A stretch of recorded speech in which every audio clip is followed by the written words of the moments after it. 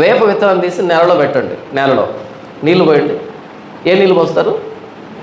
పంచదార కలిపి రోజు పంచదారతో నీళ్ళు పోయండి, పంచదార నీళ్ళు పోయండి. మొలక వస్తుంది రాదా? వస్తుంది. Very good. ఇప్పుడు 2-3 ఆకులు వచ్చిన తర్వాత ఆకును గబగబా తెప్పి నోట్లో వేసుకుని నవ్వాలండి. ఎంత తీయగా ఉంటుంది కదా. చేదుగానే ఉంటుందా? ఎందుకంటే చేదుగా మనం పోసింది నీళ్ళు పంచదార నీళ్ళు పోసాం.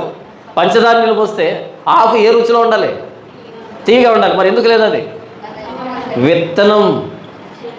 మన బీజం చెడిపోయింది. ఏదైనా తోటలో బీజం చెడిపోయింది. మధ్యలో వచ్చి 10 మందికి దుప్పట్లు పంపిణీ చేసి 20 ఫోటోలు తీసుకొని పేదవాళ్ళకి 1,00,000 రూపాయలు విరాళం అంటాడు. 1,00,000 రూపాయలు మర్యాదకి ఇస్తే పోరా, ఇవ్వడే. ఆ ముందు రోజు వెళ్ళి ఒక అర్ధ ఎకరా బ్యానర్ ప్రింట్ చేస్తాడు, 1,00,000 రూపాయలు చెక్కును ఒకటి. ఆ చివర వాళ్ళు పట్టుకుంటే ఈ చివర ఈయన పట్టుకుంటాడు. ఎందుకని? చిన్న చెక్ ఇస్తే కనబడుతుంది. పెద్ద బ్యానర్ ఒకటి కొట్టిస్తే ఇక్కడ 0 1 బాగా కనపడతాయి కదా. అంటే 1,00,000 రూపాయలు ఇచ్చింది దేనికనమాట? పేదవాళ్ళ మీద ప్రేమ అని పేపర్లో వస్తుంది. వాస్తవానికి ఫోటో మీద ప్రేమ. ఆ 1,00,000 రూపాయల విరాళం ఇచ్చామని దాన్ని చూపించుకుంటే 10 లక్షల విరాళాలు ఈయనకు వస్తాయి. చూడు, మనం చేయలేకపోయాం, ఆయన చేస్తున్నాడు కదా అని. మనం ఎంత గొప్ప వాళ్ళమో. అంత డ్రామా.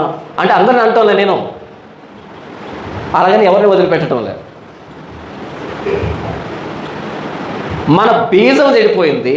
మధ్యలో వచ్చే ఆకులో, కొమ్మలో, రెమ్మలో తీయగా ఉంటాయి అనుకోవడం తప్పు. నేను 10 మందికి దానం చేశాను, అక్కడ అలా చేశాను, ఇలా చేశాను, ఇలా ఉన్నాను, అలా ఉన్నాను కాబట్టి నేను మంచోని. సారీ, బీజం చెడిపోయింది. వచ్చే ప్రతి ఫలం చేదుగానే ఉంటుంది. నీతిమంతులు లేడు, ఒక్కడూ లేడన్నప్పుడు అందరూ దేవుని ఉగ్రతకు లోనై ఉన్నారు, దేవుని తీర్పుకు లోనై ఉన్నారు.